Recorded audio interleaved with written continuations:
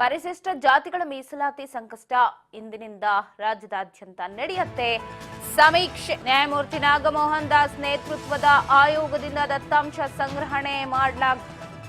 ಜಾತಿ ಗಣತಿಯ ಜಟಾಪಟಿ ಮಧ್ಯೆನೇ ಒಳ ಮೀಸಲಾತಿಯ ಸಮೀಕ್ಷೆ ಶುರು ಮಾಡಿಕೊಳ್ಳುತ್ತಿದ್ದು, ಇಂದಿನಿಂದ ಮನೆ ಮನೆಗೆ ಭೇಟಿ ನೀಡಿ ಪರಿಶಿಷ್ಟ ಜಾತಿಗಳ ಮೀಸಲಾತಿ ಸಮೀಕ್ಷೆಯನ್ನ ಮಾಡಲಿಕ್ಕೆ ಮುಂದಾಗ್ತಿದ್ದಾರೆ. ಪರಿಶಿಷ್ಟ ಜಾತಿಗಳ ಸಮೀಕ್ಷೆ ಪರಿಶಿಷ್ಟ ಜಾತಿಯವರ ಮನೆ ಮನೆಗೆ ಭೇಟಿ ನೀಡಿ ದತ್ತಾಂಶ ಸಂಗ್ರಹಿಸಿರೋ ಅನುಕೂಲವಾಗುವಂತೆ ಎಲ್ಲಾ ರೀತಿಯ ಸಿದ್ಧತೆಯನ್ನ ಮಾಡಿಕೊಳ್ಳುತ್ತಾ ಇದ್ದು, ಪರಿಶಿಷ್ಟ ಜಾತಿ ಒಳ ಜಾತಿಗಳ ಸಮೀಕ್ಷೆಗೆ ಮುಂದಾಗ್ತಾ ಇದ್ದು, ಇಂದಿನಿಂದ ಮನೆ ಮನೆ ಸಮೀಕ್ಷೆಗೆ ಮುಂದಾಗ್ತಾರೆ.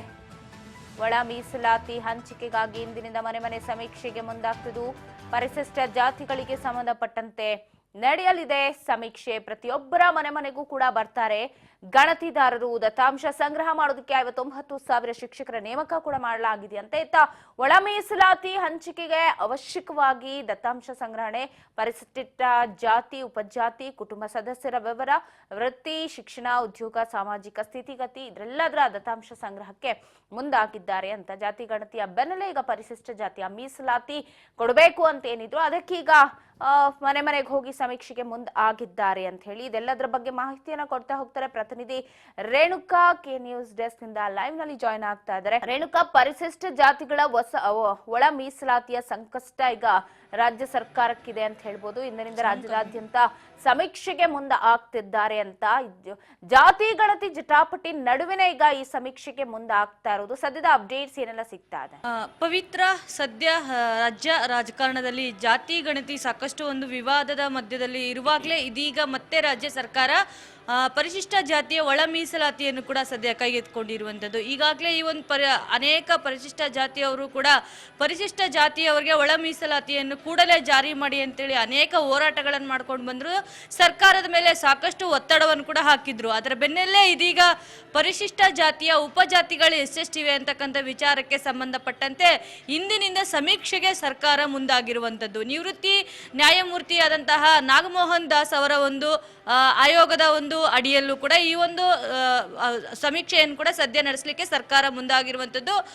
ಈ ಒಂದು ಪ್ರಮುಖವಾಗಿ ಈ ಒಂದು ಸಮೀಕ್ಷೆ 3 ಹಂತದಲ್ಲೂ ಕೂಡ ನಡೆಯುತ್ತೆ. ಪ್ರಮುಖವಾಗಿ ಮೊದಲನೇ ಹಂತದಲ್ಲಿ ಮನೆ ಮನೆಗೆ ಹೋಗಿ ಸರ್ವೆ ಮಾಡಲಾಗುತ್ತೆ. ಮನೆ ಮನೆಯಲ್ಲಿ ಎಷ್ಟು ಜನ ಕುಟುಂಬಸ್ಥರಿದ್ದಾರೆ ಮತ್ತು ಅವರು ಏನೆಲ್ಲ ಕೆಲಸ ಮಾಡ್ತಾ ಇದ್ದಾರೆ, ಅವರಿಗೆ ಸರ್ಕಾರದ ಸೌಲಭ್ಯ ಏನೆಲ್ಲ ಸಿಗ್ತಾ ಇದೆ ಮತ್ತು ಅವರ ಉಪಜಾತಿಯನ್ನು ಕೂಡ ಅವರು ಆ ಒಂದು ಸಮೀಕ್ಷೆಯಲ್ಲೂ ಕೂಡ ನಮೂದೆ ಮಾಡಲಾಗುತ್ತೆ. ಅದಾದ ನಂತರ ಮೊಬೈಲ್ ಮೂಲಕ ಯಾರೆಲ್ಲ ಈ ಒಂದು ಮೊದಲನೇ ಹಂತದಲ್ಲಿ ಭಾಗಿಯಾಗಿರಲ್ಲ ಅವರಿಗೆ ಮೊಬೈಲ್ ಮೂಲಕವೂ ಕೂಡ ಈ ಒಂದು ಸಮೀಕ್ಷೆ ಮತ್ತೆ ತಮ್ಮ ಒಂದು ಕುಟುಂಬದ ವಿವರಗಳನ್ನು ಕೂಡ ಆ ಒಂದು ಮೊಬೈಲ್ ಮೂಲಕವೂ ಕೂಡ ಅವರು ಕೊಡಬಹುದಾಗುತ್ತೆ.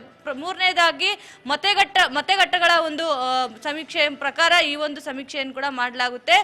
ಸಂಬಂಧಪಟ್ಟಂತಹ ಮತಗಟ್ಟೆಗಳಲ್ಲೂ ಕೂಡ ಕುಟುಂಬಸ್ಥರು ಹೋಗಿ ಅಲ್ಲಿ ತಮ್ಮ ಕುಟುಂಬದ ವಿವರಗಳನ್ನು ಕೂಡ ನೀಡಬೇಕಾಗುತ್ತೆ. ತಮಗೆ ಸಿಗ್ತಾ ಇರ್ತಕ್ಕಂಥ ಸೌಲಭ್ಯಗಳಿರ್ಬೋದು ಮತ್ತೆ ತಮಗೆ ಆದಾಯ ಮೂಲ ಎಷ್ಟಿದೆ, ಏನೆಲ್ಲ ಕೆಲಸ ಮಾಡ್ಕೊಂಡಿದ್ದಾರೆ, ಸರ್ಕಾರದಿಂದ ಎಲ್ಲಾ ಸೌಲಭ್ಯಗಳು ಸರಿಯಾಗಿ ಸಿಗ್ತಾ ಇದೆಯಾ ಅಂತಕ್ಕಂಥ ಎಲ್ಲಾ ವಿಚಾರವನ್ನು ಕೂಡ ಅವರು ನಮೂದನೆ ಮಾಡ್ಕೊಳ್ಳಲಾಗುತ್ತೆ. ಪ್ರಮುಖವಾಗಿ ಏನು ಸಾಕಷ್ಟು ಪರಿಶಿಷ್ಟ ಜಾತಿಯಲ್ಲೂ ಕೂಡ ಅನೇಕ ಉಪಜಾತಿಗಳು ಕೂಡ ಸೇರ್ಕೊಂಡಿದ್ದಾವೆ. ಹಾಗಾಗಿ ಅವರಿಗೆ ಸಿಗಬೇಕಾಗಿರ್ತಕ್ಕಂಥ ಮೀಸಲಾತಿ ಎಲ್ಲ ಒಂದ್ ಕಡೆ ಕಡಿತ ಆಗ್ತಾ ಇದೆ ಅಂತಕ್ಕಂಥ ಆರೋಪವೂ ಕೂಡ ಈಗಾಗಲೇ ಸಂಬಂಧಪಟ್ಟ ಸಮುದಾಯದ ನಾಯಕರುಗಳು ಕೂಡ ಸಾಕಷ್ಟು ಒಂದು ಆರೋಪವನ್ನು ಕೂಡ ಮಾಡ್ಕೊಂಡು ಬಂದಿದ್ರು. ಇದರ ವಿರುದ್ಧ ಹೋರಾಟವನ್ನು ಕೂಡ ಮಾಡಿದ್ರು. ಈ ರೀತಿಯಾಗಿ ಬೇರೆ ಬೇರೆ ಜಾತಿಯವರನ್ನು ಕೂಡ ಪರಿಶಿಷ್ಟ ಜಾತಿಯವರಿಗೆ ಸೇರಿಸ್ಕೊಂಡು ಹೋದ್ರೆ ಅವರಿಗೆ ಸಿಗ್ಬೇಕಾಗಿರ್ತಕ್ಕಂಥ ಶೈಕ್ಷಣಿಕ, ಸಾಮಾಜಿಕ ಮತ್ತೆ ಆರ್ಥಿಕ ಏನೆಲ್ಲ ಸರ್ಕಾರದಿಂದ ಸೌಲಭ್ಯಗಳು ಸಿಗಬೇಕು ಅವೆಲ್ಲ ಸೌಲಭ್ಯಗಳಿಂದವೂ ಕೂಡ ವಂಚಿತರಾಗುವ ಸಾಧ್ಯತೆಗಳು ಕೂಡ ಸಾಕಷ್ಟು ಇರುತ್ತೆ. ಹಾಗಾಗಿ ಇದನ್ನು ಮತ್ತೆ ಸಂಪೂರ್ಣವಾಗಿ ಸಮೀಕ್ಷೆಯನ್ನು ಮಾಡಬೇಕು. ಯಾವೆಲ್ಲ ಬೇರೆ ಬೇರೆ ಜಾತಿಗಳನ್ನು ಈ ರೀತಿ ಉಪಜಾತಿಗಳನ್ನು ಕೂಡ ಪರಿಶಿಷ್ಟ ಜಾತಿಯವರಿಗೆ ಸೇರ್ಪಡಲಾಗಿದೆ ಅವೆಲ್ಲವನ್ನು ಕೂಡ ತೆಗೆದುಹಾಕಿ ಕೇವಲ ಪರಿಶಿಷ್ಟ ಜಾತಿಯಲ್ಲಿ ಯಾವೆಲ್ಲ ಉಪಜಾತಿಗಳು ಸೇರ್ಕೊಳ್ತೇವೆ ಅವಕ್ಕೆ ಮಾತ್ರ ಸೇರ್ಪಡೆ ಮಾಡಿ ಒಳ ಮೀಸಲಾತಿಯನ್ನು ಕೂಡ ಕೊಡಬೇಕು ಅಂತ ಹೇಳಿ ಕೂಡ ಒಂದಿಷ್ಟು ಸಮುದಾಯದ ಒಂದು ಆಗ್ರಹವೂ ಆಗಿತ್ತು. ಅದರಂತೆಯೂ ಕೂಡ ಸರ್ಕಾರವು ಕೂಡ ಎಚ್ಚೆತ್ತುಕೊಂಡು ಇಂದಿನಿಂದ ಸಮೀಕ್ಷೆಯನ್ನು ಕೂಡ ಆರಂಭ ಮಾಡಲಾಗುತ್ತೆ. ಮೇ 5 ಅಂದ್ರೆ ಇಂದಿನಿಂದ ಮೇ 17ರವರೆಗೂ ಕೂಡ ಈ ಒಂದು ಸಮೀಕ್ಷೆ ನಡೆಯುತ್ತೆ. ಪ್ರಮುಖವಾಗಿ ಮತಗಟ್ಟೆಗಳು ಮತ್ತೆ ಮನೆ ಮನೆಗೆ ತೆರಳಿ ಈ 2 ಹಂತವನ್ನು ಮೇ 17ರವರೆಗೆ ಈ ಒಂದು ಸಮೀಕ್ಷೆಯನ್ನು ಮಾಡಲಾಗುತ್ತೆ. ಮಾಡಿಕೊಳ್ಳಲಾಗುತ್ತೆ. ಅದಾದ ನಂತರ ಯಾರೆಲ್ಲ ಭಾಗಿಯಾಗಲಿಕ್ಕೆ ಆಗಿರಲ್ಲ, ಒಂದಿಷ್ಟು ಬೇರೆ ರಾಜ್ಯದಿಂದ ಬೇರೆ ರಾಜ್ಯಗಳಲ್ಲಿ ಕೆಲಸ ಕಾರ್ಯಗಳನ್ನು ಮಾಡ್ಕೊಂಡಿರುವವರು ಅವರು ತಮ್ಮ ಮೊಬೈಲ್ ಮೂಲಕ ಮೇ 19ರಿಂದ ಮೇ 21ರವರೆಗೂ ಕೂಡ ತಮ್ಮ ಒಂದು ಎಲ್ಲ ವಿವರಗಳನ್ನು ಕೂಡ ಮೊಬೈಲ್ ಮೂಲಕ ಅಲ್ಲಿ ನಮೂದನೆ ಮಾಡಿಕೊಳ್ಳಲಾಗುತ್ತೆ. ತದನಂತರ ಅವರು ಸಮೀಕ್ಷೆ ವರದಿಯನ್ನು ಸರ್ಕಾರಕ್ಕೆ ಒಪ್ಪಿಸಲಾಗುತ್ತೆ. ಯಾರೆಲ್ಲ ಏನೇನು ಎಷ್ಟೆಷ್ಟು ಉಪಜಾತಿಗಳಿವೆ ಮತ್ತೆ ಯಾರ ಪರಿಸ್ಥಿತಿ ಹೇಗಿದೆ ಮತ್ತೆ ಅವರ ಒಂದು ಶೈಕ್ಷಣಿಕ ಆರ್ಥಿಕ ಸ್ಥಿತಿಗತಿಗಳು ಕೂಡ ಹೇಗಿದೆ ಮತ್ತೆ ಯಾವೆಲ್ಲ ಉಪಜಾತಿಗಳು ಆ ಒಂದು ಪರಿಶಿಷ್ಟ ಜಾತಿಗೆ ಸೇರ್ಪಡೆಯಾಗಿವೆ ಮತ್ತೆ ಯಾರನ್ನೆಲ್ಲ ಕೈ ಬಿಡಲಾಗಿದೆ ಇವೆಲ್ಲ ವರದಿಯನ್ನು ಕೂಡ ಸಂಗ್ರಹಣೆ ಮಾಡಿ ನಾಗಮೋಹನ್ ದಾಸ್ ಅವರ ಒಂದು ಆಯೋಗವು ಸಿಎಂ ಸಿದ್ದರಾಮಯ್ಯ ಅವರ ಒಂದು ಕೈಗೆ ಕೊಡುತ್ತೆ.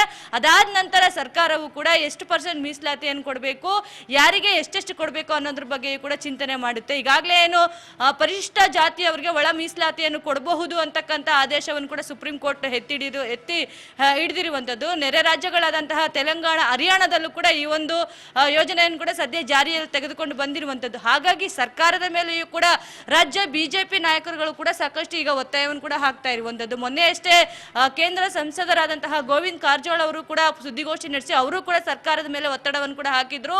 ಸರ್ಕಾರದಲ್ಲೂ ಕೂಡ ಸಾಕಷ್ಟು ಒಂದು ಪರಿಶಿಷ್ಟ ಜಾತಿಯ ಸಚಿವರುಗಳು ಕೂಡ ಇದ್ದಾರೆ, ಅವರು ಕೂಡ ಈ ಬಗ್ಗೆ ಯೋಚನೆ ಮಾಡಬೇಕಾಗುತ್ತೆ. ಕೂಡಲೇ ಈ ಒಂದು ಒಳ ಮೀಸಲಾತಿಯನ್ನು ಏನು ಸರ್ಕಾರ ಕೈ ಎತ್ಕೊಂಡಿದೆ, ಯಾರಿಗೆಲ್ಲ ಅನ್ಯಾಯ ಆಗ್ತಾ ಇದೆ ಅವ್ರಿಗೆಲ್ರಿಗೂ ಕೂಡ ಮೀಸಲಾತಿಯನ್ನು ಒದಗಿಸುವ ಕೆಲಸವನ್ನು ಕೂಡ ಸರ್ಕಾರ ಮಾಡಲೇಬೇಕು ಅಂತಕ್ಕಂಥ ಒತ್ತಾಯವನ್ನು ಕೂಡ ಸದ್ಯ ಇದೀಗ ಎಲ್ಲ ಸಮುದಾಯದ ನಾಯಕರು ಜೊತೆಗೆ ಬಿಜೆಪಿ ನಾಯಕರುಗಳು ಕೂಡ ಸರ್ಕಾರದ ಮೇಲೆ ಹೇರ್ತಾ ಇರುವಂತದ್ದು. ಪವಿತ್ರ, ಎಸ್ ರೇಣುಕಾ, ನೀವು ಹೇಳ್ತಾ ಇದ್ರಿ ಮೊಬೈಲ್ ಆ್ಯಪ್ ಮೂಲಕ ಸ್ವಯಂ ಘೋಷಣೆಯನ್ನ ಮಾಡ್ಕೊಳ್ಬಹುದು, ಯಾರೆಲ್ಲ ಮನೆಗೆ ಹೋದಾಗ ಸಿಕ್ಕಿಲ್ಲ ಅಂತ ಹೇಳಿ. ಹಿಂದೆ ನಾವು ಜಾತಿ ಗಣತಿ ವಿಚಾರ ಅಂತ ಬಂದಾಗ ಈಗೇನು ಜಾರಿ ಮಾಡಬೇಕು ಅಂತ ಬಂದಾಗಲೂ ಕೂಡ ಸಾಕಷ್ಟು ಜನ ವಿರೋಧ ಮಾಡಿದೆ, ಅದು ಮನೆಗೆ ಬಂದು ಸಮೀಕ್ಷೆನೇ ನಡೆಸಿಲ್ಲ ಅಂತ ಹೇಳಿ.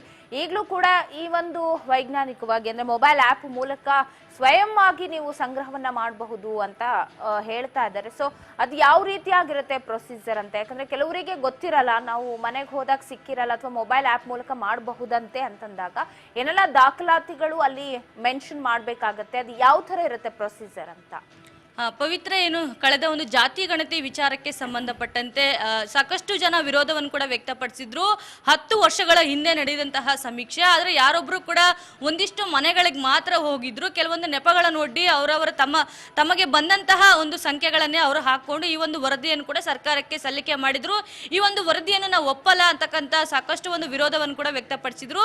ಸಾರ್ವಜನಿಕರು ಕೂಡ ಸಾಕಷ್ಟು ಒಂದು ವಿರೋಧವನ್ನು ಕೂಡ ವ್ಯಕ್ತಪಡಿಸಿದ್ರು. ನಮ್ಮ ಮನೆಗಳಿಗೆ ಯಾರೊಬ್ರು ಕೂಡ ಬರಲಿಲ್ಲ, ನಮ್ಮ ಮನೆಯಲ್ಲಿ ಎಷ್ಟು ಜನ ಅಂತಾನೂ ಕೇಳಲಿಲ್ಲ, ಜಾತಿ ಯಾವುದು ಅಂತ ಕೇಳಿಲ್ಲ, ಏಕಾಏಕಿಗೆ ಅವರಿಗೆ ಮನಸೋ ಇಚ್ಛೆ ಬಂದಂತಹ ಸಂಖ್ಯೆಗಳನ್ನು ಹಾಕೊಂಡು ಹೋಗಿದ್ದಾರೆ ಅಂತಕ್ಕಂಥ ಒಂದಿಷ್ಟು ಆಕ್ರೋಶವನ್ನು ಕೂಡ ಸರ್ಕಾರದ ವಿರುದ್ಧವೂ ಕೂಡ ಹೊರ ಹಾಕಿದ್ರು. ಇದೀಗ ಮತಗಟ್ಟೆಗಳಿಗೂ ಲಭ್ಯ ಇಲ್ಲದೆ ಇದ್ರೆ, ಮನೆಗೆ ತೆರಳಿದಂತಹ ಸಂದರ್ಭದಲ್ಲೂ ಕೂಡ ಲಭ್ಯ ಇಲ್ಲದೆ ಇದ್ರೆ, ಬೇರೆ ರಾಜ್ಯಗಳಲ್ಲಿ ಈಗ ಸಾಕಷ್ಟು ಜನರು ಕೂಡ ತಮ್ಮ ಒಂದು ರಾಜ್ಯವನ್ನು ಬಿಟ್ಟು ಬೇರೆ ಬೇರೆ ರಾಜ್ಯಗಳಲ್ಲಿ ಹೋಗಿ ತಮ್ಮ ಒಂದು ಕೆಲಸ ಕಾರ್ಯಗಳಲ್ಲೂ ಕೂಡ ತೊಡಗಿಕೊಂಡಿರುವಂತದ್ದು. ಹಾಗಾಗಿ ಅಂತವರಿಗೆ ಈ ಒಂದು ಮೊಬೈಲ್ ಆಪ್ ಅನ್ನು ಕೂಡ ಸರ್ಕಾರವೇ ರಚನೆ ಮಾಡಿರುವಂತದ್ದು. ಅದರಲ್ಲಿ ಪ್ರಮುಖವಾಗಿ ಪಡಿತರ ಚೀಟಿ ಮತ್ತೆ ಆಧಾರ್ ಕಾರ್ಡ್ ಸಂಖ್ಯೆಯನ್ನು ಹಾಕಿ ನಮೂದನೆ ಮಾಡಿಕೊಳ್ಳಲಾಗುತ್ತೆ. ತದನಂತರ ಅವರಿಗೆ 7 ಹಂತದಲ್ಲಿ ಆ ಒಂದು ಪ್ರೋಸೆಸ್ ಸ್ಟಾರ್ಟ್ ಆಗುತ್ತೆ. ತಮ್ಮ ಕುಟುಂಬದಲ್ಲಿ ಎಷ್ಟು ಜನ ಇದ್ದಾರೆ, ಯಾರೆಲ್ಲ ಕೆಲಸ ಮಾಡ್ತಾ ಇದ್ದಾರೆ, ಅವರಿಗೆ ಶೈಕ್ಷಣಿಕ ಆದಾಯ ಎಷ್ಟು ಬರ್ತಾ ಇದೆ, ಈ ರೀತಿಯಾದಂತಹ ಒಂದಿಷ್ಟು ಮಾಹಿತಿಗಳನ್ನು ಕೂಡ ಅಲ್ಲಿ ಕೇಳಲಾಗುತ್ತೆ.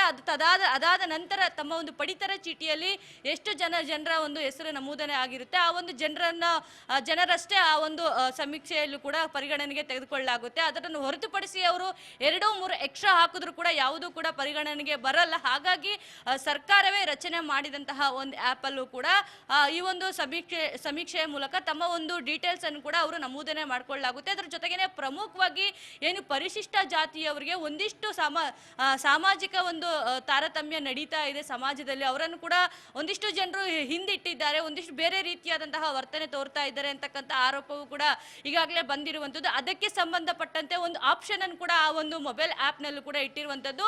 ಯಾರಿಗಾದರೂ ಈ ರೀತಿಯಾದಂತಹ ಸಾಮಾಜಿಕ ತಾರತಮ್ಯ ನಡೆದಿದ್ದೇ ಆದಲ್ಲಿ ಅದರಲ್ಲಿ ಹೌದು ಅಥವಾ ಇಲ್ಲ ಅಂತಕ್ಕಂಥ ಒಂದು ಆಪ್ಷನ್ ಬಟನ್ ಅನ್ನು ಕೂಡ ಇಡಲಾಗುತ್ತೆ. ಅದರಲ್ಲಿ ಸಾಮಾಜಿಕ ತಾರತಮ್ಯ ನಡೆದಿದ್ದೇ ಆದ್ರೆ ಹೌದು ಅಂತೇಳಿ ಹಾಕಬೇಕು, ಇಲ್ಲ ಅಂತಂದ್ರೆ ಇಲ್ಲ ಅಂತಾನೆ ಹಾಕಬೇಕು. ಈ ರೀತಿಯಾದಂತಹ ಅಂದ್ರೆ ಯಾರಿಗೆಲ್ಲ ಸಮಾಜದಲ್ಲಿ ಯಾರನ್ನೇ ಯಾವ ರೀತಿಯಾಗಿ ನೋಡ್ಕೊಳ್ಳಾಗ್ತಾ ಇದೆ, ಕೆಳಜಾತಿಯವರಂತೇಳಿ ಸಾಕಷ್ಟು ಹಿಂದುಳಿದವರು ಅಂತೇಳಿ ಕೂಡ ಒಂದಿಷ್ಟು ತಾರತಮ್ಯಗಳು ಕೂಡ ಪ್ರಸ್ತುತ ಈಗಲೂ ಕೂಡ ನಡೀತಾ ಇರುವಂತದ್ದು. ಹಾಗಾಗಿ ಅಂತವರನ್ನು ಮುಂಚೂಣಿಗೆ ತರುವ ಒಂದು ನಿಟ್ಟಿನಲ್ಲೂ ಕೂಡ ಸರ್ಕಾರ ಈ ರೀತಿಯಾದಂತಹ ಒಂದು ಮಹತ್ತರ ಹೆಜ್ಜೆಯನ್ನು ಕೂಡ ಹಾಕಿರುವಂತದ್ದು. ಪವಿತ್ರ.